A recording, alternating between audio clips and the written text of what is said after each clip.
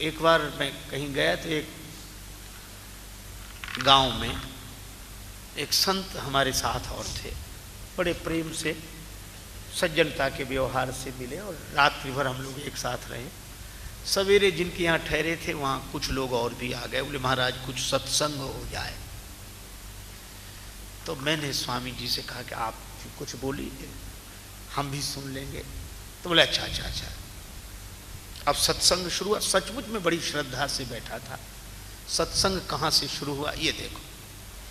पहले ही बोले वो, अब गांव के 2-4-10 आदमी बोले देखो ये राम कृष्ण शिव दुर्गा गणेश ये कोई भी भगवान नहीं है। हमने कहा अद्भुत सत्संग है जो यहां से शुरू हो।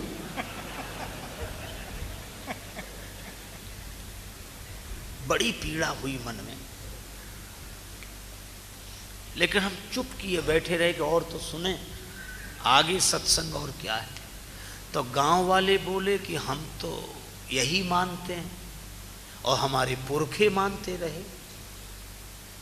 तो हंसकर बोले गलत चीज अगर परंपरा से मानते भी रहो तो क्या वह सही हो जाएगी? ना समझी है, कल्पना है तुम्हारी, मान लिया। तो उन लोगों ने कहा कि ये भगवान नहीं है, इसका क्या प्रमाण, कैसे आप कहें? तो बोले एक बात बताओ, ईश्वर एक है कि अनेक? तो स्वाभाविक है सभी कहेंगे कि एक। अच्छा, तो बोले देखो एक चीज जो होती है वो एक जैसी दिखाई देती है। अब उनकी प्रक्रिया सुनो। बोले आंख बंद करो, तो सब लोगों ने आंख बंद कर ली। तो बोले देखो हाथी, तो सबने कहा हाँ मन से देख रहे हैं। हाथी कैसा दिखाई दे रहा? बोले एक जैसा दिख रहा है सबको, उसके सूंड है पूंछ है और एक।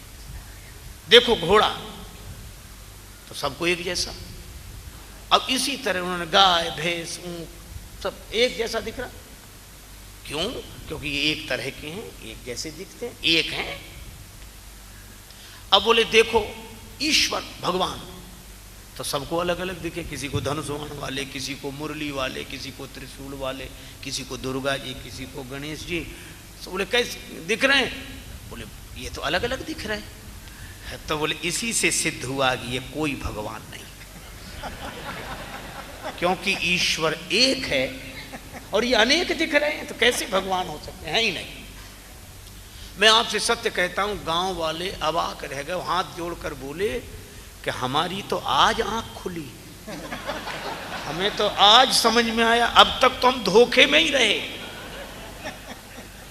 तो वो विजयी मुस्कान में मुस्कुराते हुए बोले इसी को सत्संग कहते जो आंख खोल दे।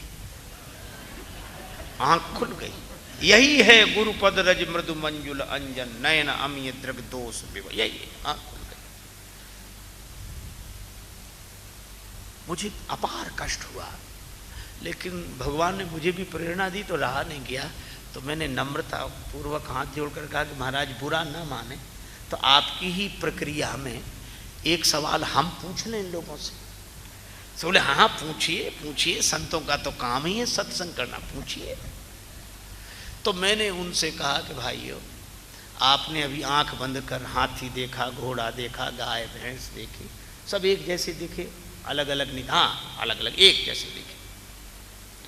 हमने कहा अब आंख बंद करके एक चीज हमारे कहने से देख लो। बोले बोलो। तो हमने कहा बंद करो आंख। तो सबने आंख बंद कर ली। हमने कहा देखो बाप, अपने अपने बाप को देखो। तो बोले हाँ देख रहे हैं। हमने कहा एक दिख रहा है कि अलग अलग दिख रहे हैं?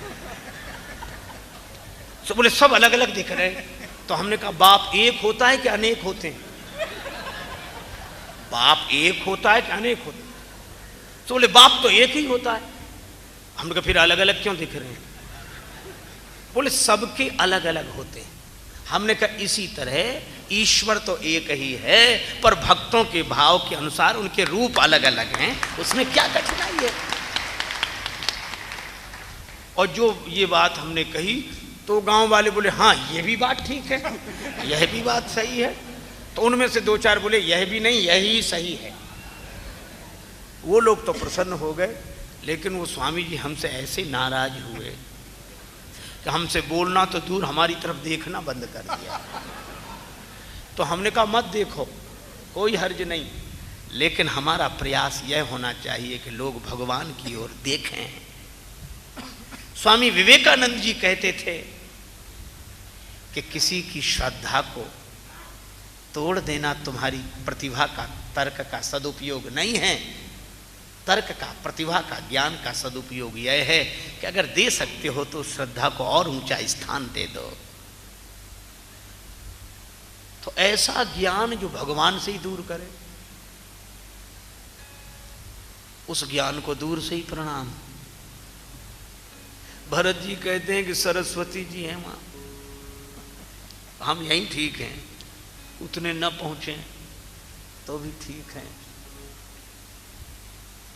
भगवान की भक्ति से मन भरा रहे, तो भक्ति से अगर मन भरा है तो सब जगह भगवान दिखाई देंगे, और भक्ति की दृष्टि नहीं तो भगवान में भी भगवान नहीं दिखेंगे। भरत जी ने ऐसे देखा तीर्थराज प्रयाग को। और मुझे एक हंसी की बात याद आई, भारत के गौरव पंडित मदन मोहन मालवीय जी काशी से प्रयाग पधारे। कुछ व्यवहारिक कार्य पूरे करने के बाद उनको लगा कि संगम स्नान करें, तो अपने कुल पुरोहित पंडा जी के पास गए कि पंडा जी हम संगम स्नान करना चाहते हैं, आप चलो, संकल्प मंत्र तो आप ही बोलेंगे। पंडा जी बोले हाँ जरूर जरूर। मालवीय जी बोले लेकिन एक बात है, श्लोक का शुद्ध उच्चारण होना चाहिए, शुद्ध। अब पंडा जी घबराए, क्योंकि पंडा जी के मंत्र और श्लोक को तो व्याकरण से ज्यादा यजमान से ही मतलब होता है, तो घबराए क्या। लेकिन लगा कि मालवीय जी भूल जाएंगे, पर मालवीय जी कैसे भूल जाएं। बैठे तो रास्ते में फिर बोले, पंडा जी याद है वो शुद्ध श्लोक। अब पंडा बहुत घबराए कि ये बार बार शुद्ध कहेंगे तो हम जो शुद्ध बोलेंगे भी वह भी कहीं अशुद्ध ना हो जाए, डर के मारे। लेकिन फिर भी बोले चलिए चलिए साहब ठीक होगा, चलिए। गए, अब संगम में खड़े हुए। तो पंडा जी ने सोचा कि मालवीय जी भूल जाएंगे, लेकिन संगम में खड़े होकर मालवीय जी फिर बोले याद है शुद्ध मंत्र, शुद्ध श्लोक। अब पंडा को एक उपाय सूझा। पंडा जी बोले मालवीय जी सो तो सब ठीक है, लेकिन आप कहाँ खड़े हैं। मालवीय जी बोले संगम में। किन किन का संगम है। गंगा जी, यमुना जी, सरस्वती, तीन का संगम है। पंडा ने पूछा मालवीय जी गंगा जी कहाँ है। मालवीय जी ने कहा ये गंगा जी है। और यमुना जी कहाँ है। बोले ये यमुना जी है। और पंडा ने पूछा मालवीय जी यहाँ सरस्वती जी कहाँ है। तो मालवीय जी के मुंह से निकला कि यहाँ सरस्वती लुप्त हैं। तो पंडा तुरंत हाथ जोड़कर बोला कि मालवीय जी जहाँ सरस्वती लुप्त हों वहाँ आप शुद्ध श्लोक के उच्चारण की बात कर रहे हैं। सरस्वती लुप्त है वहाँ शुद्ध श्लोक। मालवीय जी इतने खिलखिलाकर हंसे, वो शायद शुद्ध श्लोक बोलता तो उतने खुश ना होते। तो पंडा ने अपनी दृष्टि से देखा तीर्थराज को। तो दृश्य तो एक ही होता है, पर देखने का जो भाव है वह अलग अलग है। भरत जी को तीर्थराज प्रयाग में सीताराम जी दिखाई दिए और वरदान भी क्या मांगा, जन्म जन्म रति राम पद यह वरदान नान। और जो राम जी की प्रीति में डूबा हो। भरत जी ने भरद्वाज जी के आश्रम में विश्राम किया। भरद्वाज जी को लगा कि भगवान से भी बड़े हैं यह, इनकी व्यवस्था उस तरह से होनी चाहिए, तो रिद्धियां सिद्धियां आ गई। अब भरद्वाज जी ने तो यह चाहा था कि पहुनाई कर हरऊ श्रम, पर रिद्धि सिद्धियों ने तो ऐसी व्यवस्था की कि जिसकी जरूरत ना थी, वह भी श्रक चंदन बनितादिक भोगा देख हरस विस्मय बस लोगा। लोग तो हर्ष और विस्मय में रहे, लेकिन भरत जी कैसे रहे।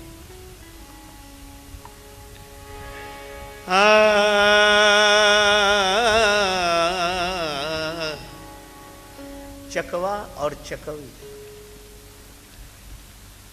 दिन भर तो साथ रहते हैं और रात में अलग अलग हो जाते हैं। एक सरोवर के उस तट पर, दूसरा उस तट पर, रात भर नहीं मिल पाते। इसीलिए कुछ भक्त कवियों ने तो कहा ही, चकवा चकवी दो जने इन्हें न मारो को, ये मारे करतार के रैन बिछोहा हो। रात्रि भर अलग अलग रहते। एक आदमी बोला हमें भरोसा नहीं होता, तो दूसरे ने कहा तमाशा देखोगे? बोले हाँ देखेंगे। बोले पिंजड़े में बंद कर लो। तो चकवा चकवी को पिंजड़े में बंद किया किसी तमाशा देखने वाले ने। तो रात भर यह देखा गया कि पिंजड़े, इतने से पिंजड़े में भी चकवी एक तरफ की दीवार से लगी खड़ी रही, चकवा दूसरे तरफ की। और तुलसीदास जी ने यह दृश्य देखा, वह दृश्य याद आ गया आज। किसी ने पूछा कि भरद्वाज जी के द्वारा इतने उच्च कोटि की स्वागत व्यवस्था हुई तो भरत रहे कैसे यहां? तुलसीदास जी बोले बस वैसे ही, संपत्ति चकई भरत चक, ये सुख संपदा चकवी की तरह और भरत चकवा की तरह। संपत्ति चकई भरत चक, और तमाशा दिखाना क्या है? बोले भरद्वाज जी की आज्ञा, ये मानो तमाशा देखने की वृत्ति है। मुनि आये सुखिलवार और तेही निसी आश्रम पिंजरा राखे भाभिनुसार। किसी ने कहा कुछ लोग हर्षित हुए, कुछ विस्मय में हुए, तो भरत जी सुखी हुए कि दुखी? बोले भरत जी न सुखी न दुखी। क्यों? बोले भरत जी मन से वहां थे ही नहीं। भरत जी मन से कहां है? मन तहां जहां रघुवर बेदेही, और बिनु मन तन दुख सुधे सुख सुधि के ही। बिना मन के सुख दुख की सुधि किसे रहे? तो भरत जी भगवान के भाव में डूबे हैं, उन्हें पता ही नहीं तन के सुख दुख का निरंतर। अच्छा, जिसका मन सदा भगवान में डूबा रहे, सदा भगवान में डूबा रहे, उसे बराबर उसी की याद आती। अच्छा, और भरत जी निरंतर भगवान की याद करते हैं, इसलिए उन्हें सब जगह भगवान ही भगवान दिखाई देते हैं। वे भगवान के भाव में डूबे हैं, इसलिए पादुका में भी भरत जी को भगवान ही दिखाई देते हैं। इसलिए पादुका उठाकर सिर पर रख लेते हैं। क्यों? उनको लगा, एक महात्मा गा रहे, मन तू क्यों घबरावे रे, सिर पर सीताराम बेड़ा पार लगावे रे। मन तू क्यों घबरावे रे, मेरे मन क्यों घबरावे, सिर पर सीताराम बेड़ा पार लगावे रे। मन तू क्यों घबरावे रे, मन तू क्यों घबरावे।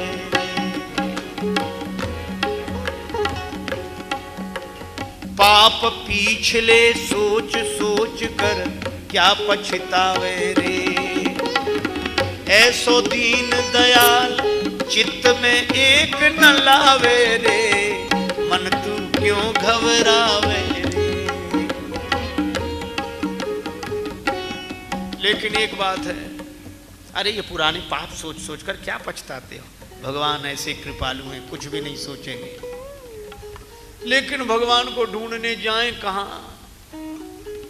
महात्मा ने कहा ढूंढने जाने की जरूरत ही नहीं। कन्या वर को ढूंढने कहां जाती है?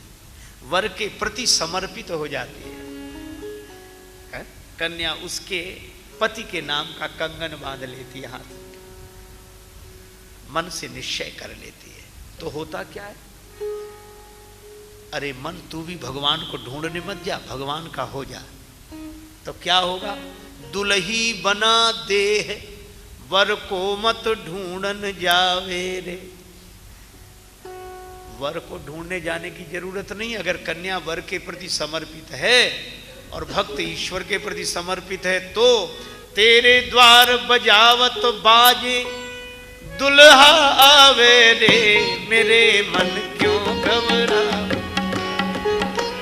सिर पर सीताराम बेड़ा पार लगावे रे, मेरे मन क्यों घबरा।